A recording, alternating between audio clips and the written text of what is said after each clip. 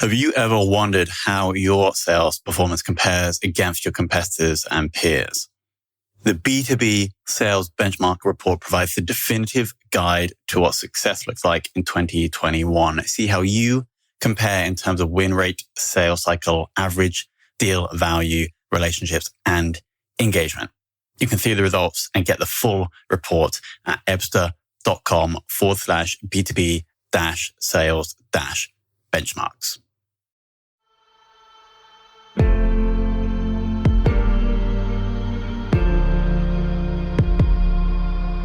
This is Sales Ops Demystified, the number one most downloaded podcast in sales operations. We invite the brightest minds in sales ops onto the show to deconstruct the what, why, and how behind rep productivity, forecasting, metrics, and all things revenue. This podcast is brought to you by Ebster, a revenue intelligence platform used to identify risk in the pipeline and score customer engagement, and is sponsored by the Global Sales Operations Association and the UK Revenue Operations Network.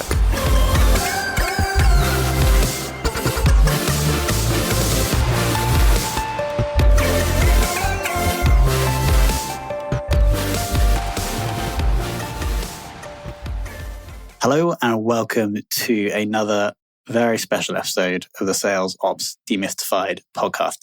Today, we're joined by somebody from one of my favorite businesses to have on the show. Actually, I think it's a record because this is the third time we've had someone on the show from the same business. So Robert Muñoz joins us from Forrester. And the reason I love having the Forrester team on is because A, they all have awesome industry experience. When I say awesome, I mean like really, really deep industry experience. But then, of course, due to the nature of the Forrester's business, in very deep in today's trends. So, Robert, welcome to the show. Thanks for having me. Glad to be here.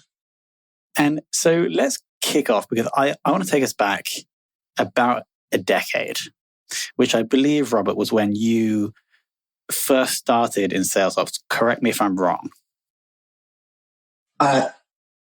In fairness, I actually had a dual role prior to that. When I was in sales, my background has been within sales, and sales ops was the later half of that.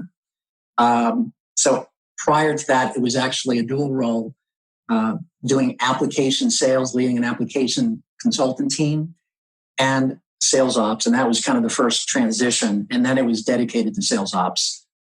Got it. That makes sense. And kind of the reason I ask is because I'm trying to track back to the origin of this whirlwind that we've had over the past 10 years. And you said that it was when you joined HP, I believe, that you went into the full-time sales ops role. Was that around the time that you saw the role being formalized, or had you seen it around previously? Yeah, that in fairness here, the transition was prior to that.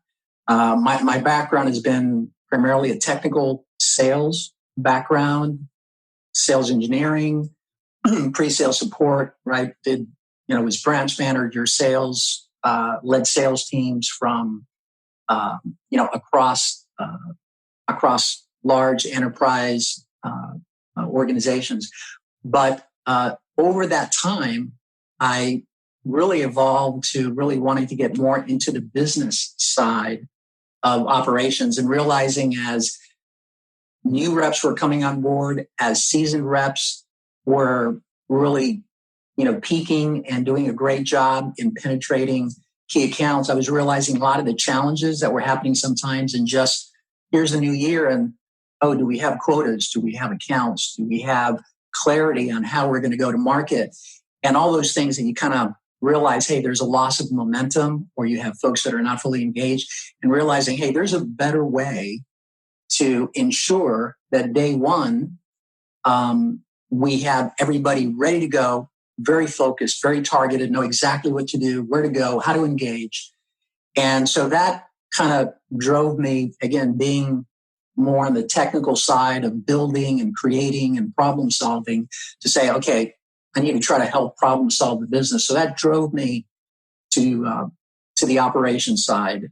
And so as I was doing applications consulting, leading a team of application consultants, I started getting into the operations side because that's really what I want to do. I want to help more broadly optimize the sales organization in terms of how they engage, be they direct sellers or technical roles, specialist roles.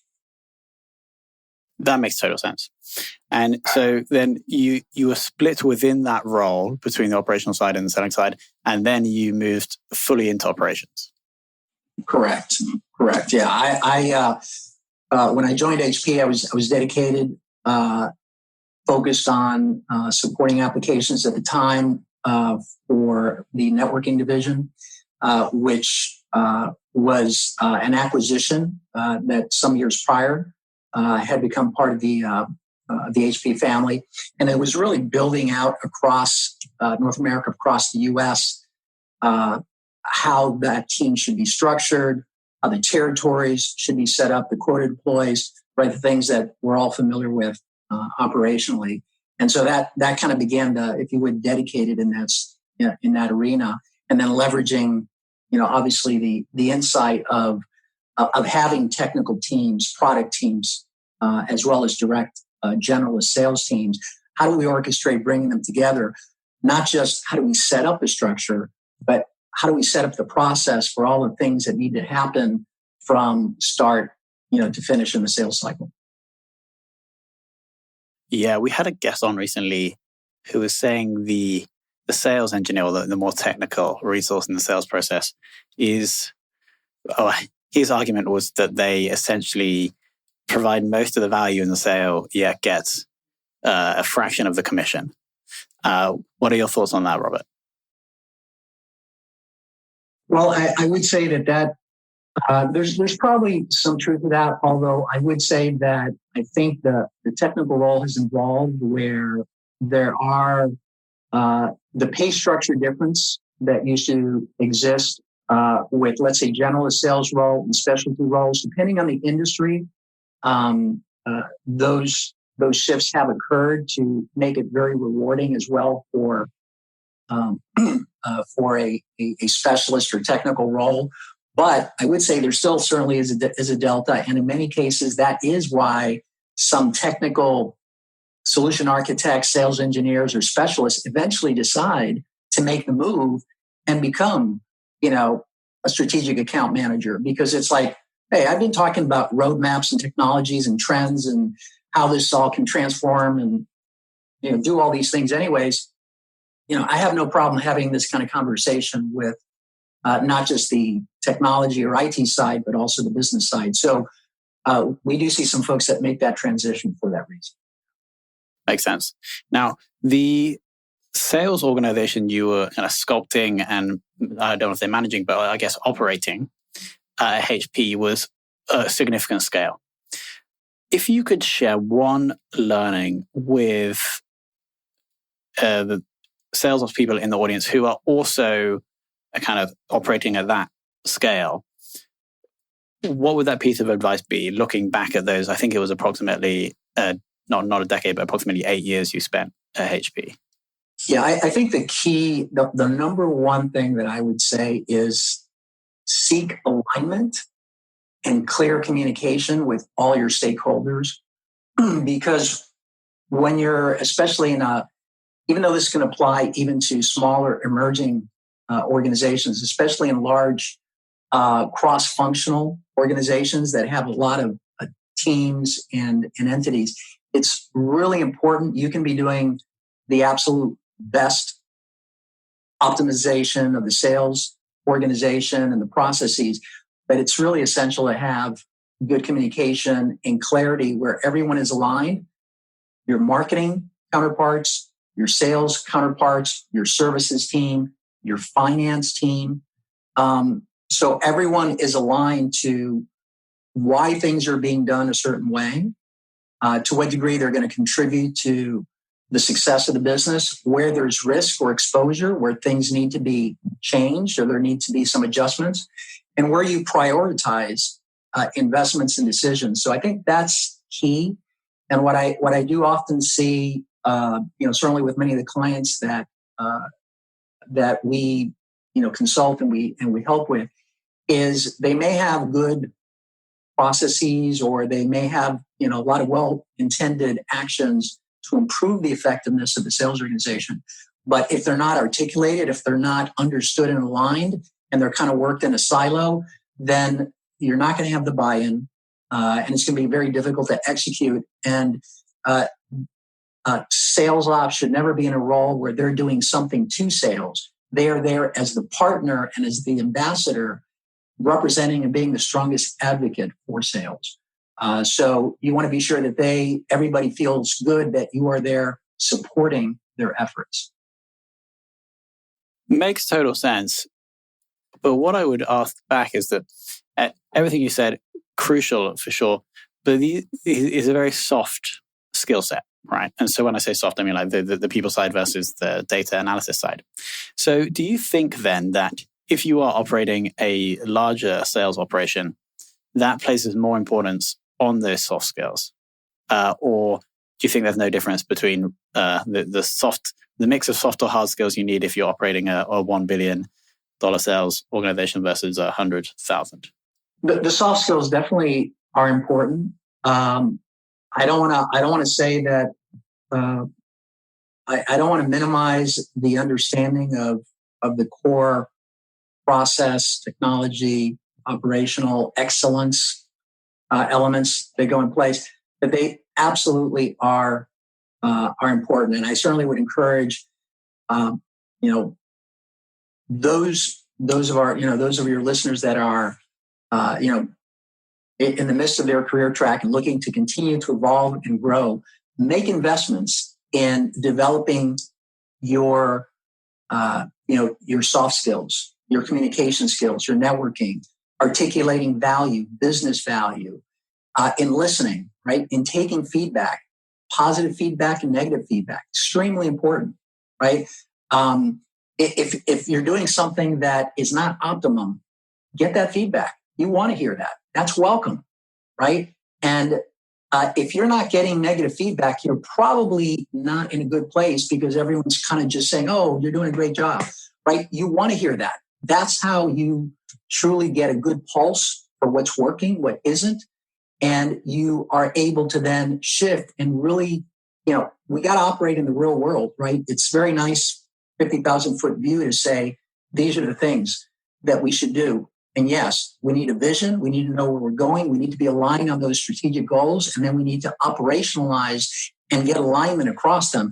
But it has to be fact-based. So, work on your soft skills, develop them, because at the end of the day, you can have very good processes. But when you work with your sales leaders, your cross-functional leads, your marketing leaders, and you are trying to transform, right? On behalf of the sales leader, you're trying to help evolve the sales organization and transform them to being more digitally enabled, to being more customer obsessed, to being much more effective, to drive better customer experience, to be better sellers.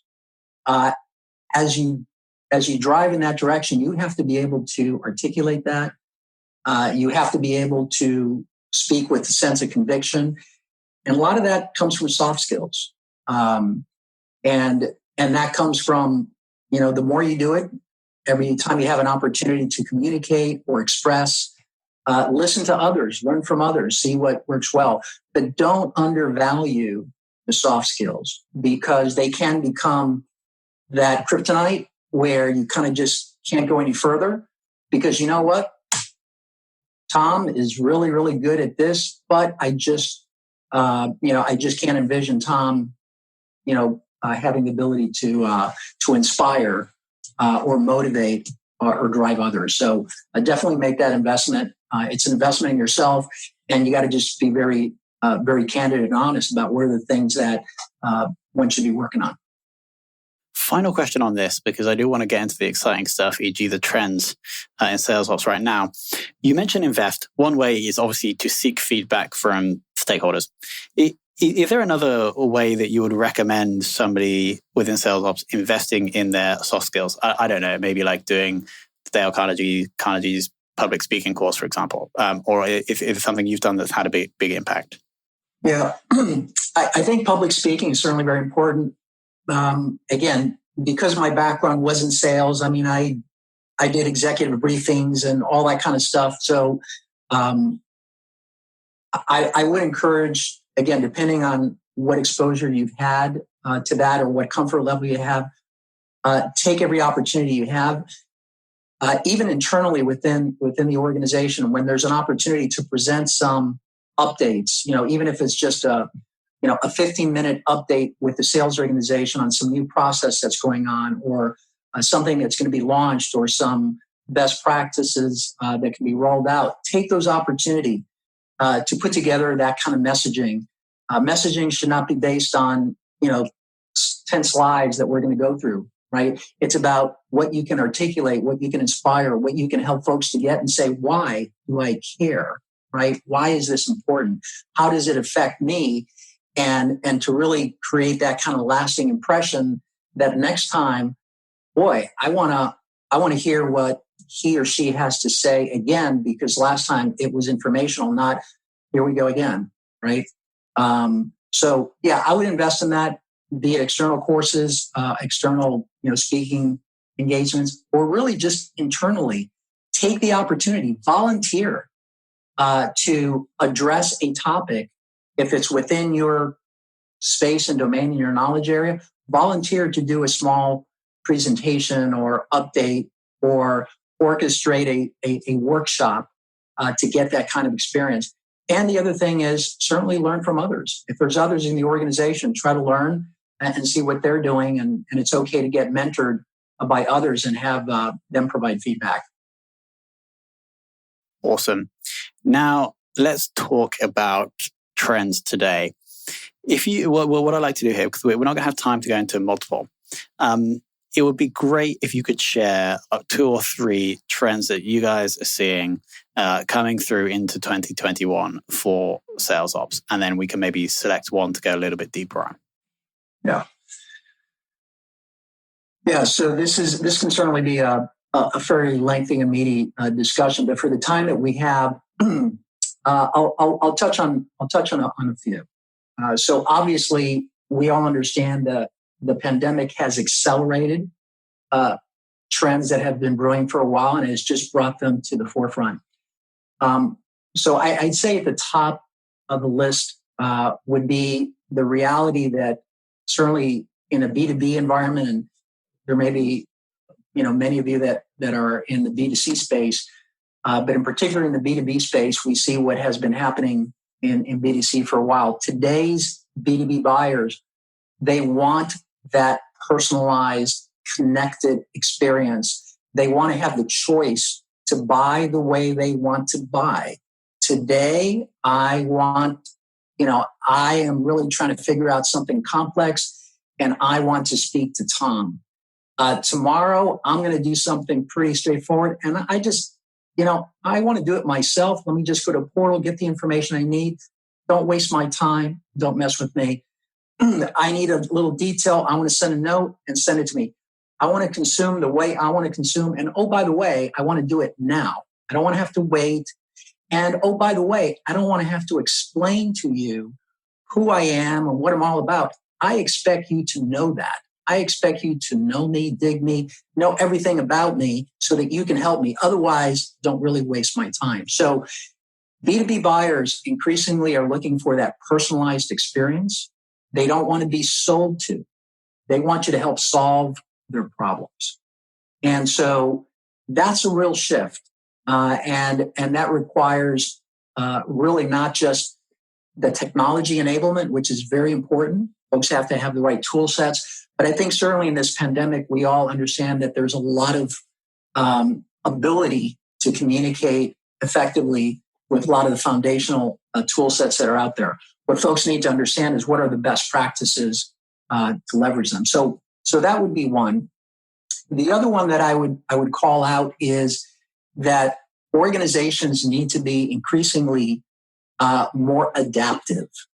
And by that, I mean, typically at the start of a fiscal year, there's annual sales plans that are put together, right? This is our strategic plan, right? Here are segments. Here's our go-to-market. Here's our quotas. Here's our coverage model and deployment, right? And we launch. And then what happens? Well, somewhere along the way, there's changes in the market and some industries and some sectors, or there's some internal changes. But what happens to that plan? The plan, for the most part, is kind of cast in concrete. Well, that's the plan. We have to execute on that. And that's kind of like saying, I'm going to do a road trip from one side of the country to the other. And I'm going to put in my GPS, and somewhere in the middle of the road, it's going to say, oh, there's a detour, there's a blockage, and go, well, I'm sorry, no, we can't go around. This is our path. We got to go through this, or if not, we're just going to have to stand here and we're going to have to wait hours until this clears. No, of course not. We route around, we adjust. And as a business, in today's environment, if we're truly going to be competitive, and this is very much, I think, a call out for sales operations leaders, we have to look at new ways that enable us to adapt more.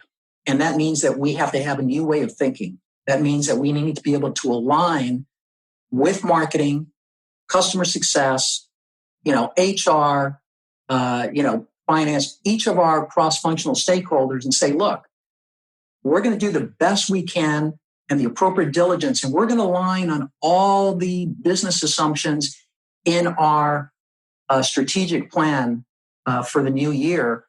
But we know that there's going to things that are going to come up that are going to require us to shift investment or make adjustments or reassign. So we're going to agree that that's the reality, and we are going to make changes, right?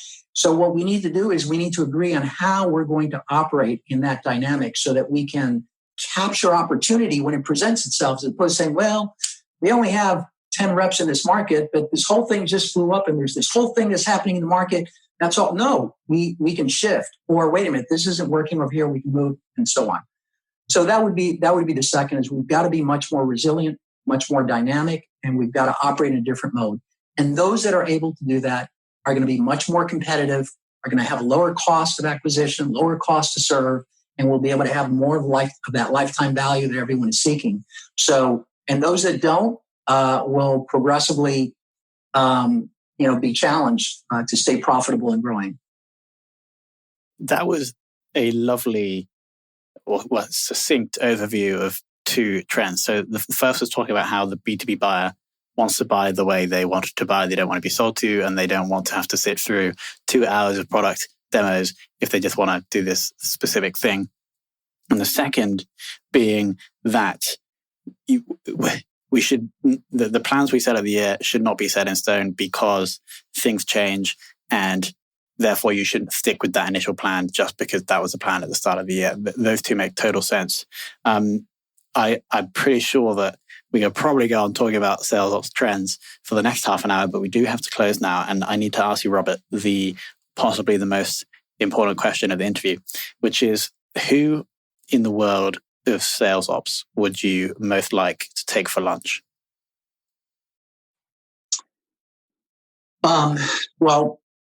This is probably going to be rather anticlimactic. I generally look outside of sales operations for inspiration. So I look for inspiration at those folks that have taken very complex or areas that have not been navigated before and tried to bring clarity and structure to them. Again, I'd say inspiration. This is, again, going to sound cliche, but folks like an Elon Musk, right, that has taken stuff that has not been done before and said, well, wait a minute, no, there is a way that this can be done. And there is a way, and actually build out the process, build out the foundational elements to make those things possible. And I think we need to think in general a little bit out of the box and understand that the world is accelerating and it's change. and we need to recognize what continues to be foundational that still is relevant, and what are the things that need to adapt and evolve and try to make that possible. It's a great answer. As things change, we need to, like Elon Musk, go back to first principle thinking and really, I guess, adapt to what's happening now, which ties in nicely with some of your earlier points as well. Robert, as I said, I always really enjoy having people from Forrester on the show. Thank you so much for joining. Where can the audience find more about you and Forrester? I'm certainly on LinkedIn. You're welcome to reach out to me there. And, for any additional information, certainly on our website. Forrester.com. Everything will be linked below this video, either in the show notes or on the blog post. Robert, thank you so much for coming on. Thanks for having me, Tom.